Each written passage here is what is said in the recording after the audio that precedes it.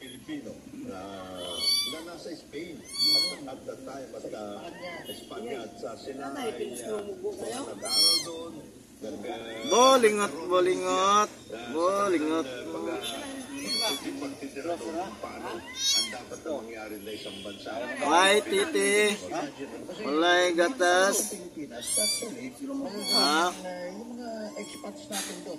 Kaluoy lang. Kuyog-kuyog.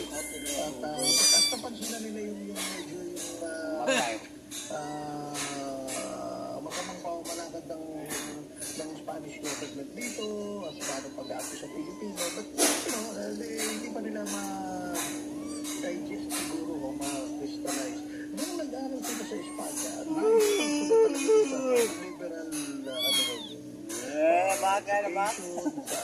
pag-uusap, society, talaga, nasindihan yung kanilang nag-umpisa yung iba niya.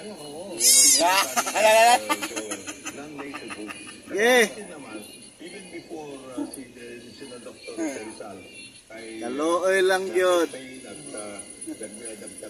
Ako na yung papa. National na programa para sa Pilipinas. Meron na mga localized revolts eh. Localized revolts. Kaluoy lang. Ang among little katrop.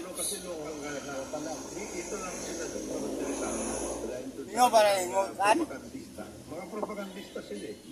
Propaganda movement. Little katrop. Oo, yung kanilang pagnanasa na magkaroon na isang bansang Pilipinas. Kaya yun ang naging parang kumbaga, yun naman ang naging ganun na propaganda nila, propaganda movement nila. Yun ang nagamit naman ng Bonifacio. Na-inspira naman siya si Gomez Burgos Zamora, si Burgos Zamora, na-inspira din siya doon sa at na-fire up siya, lalo na sila tulog na. dahil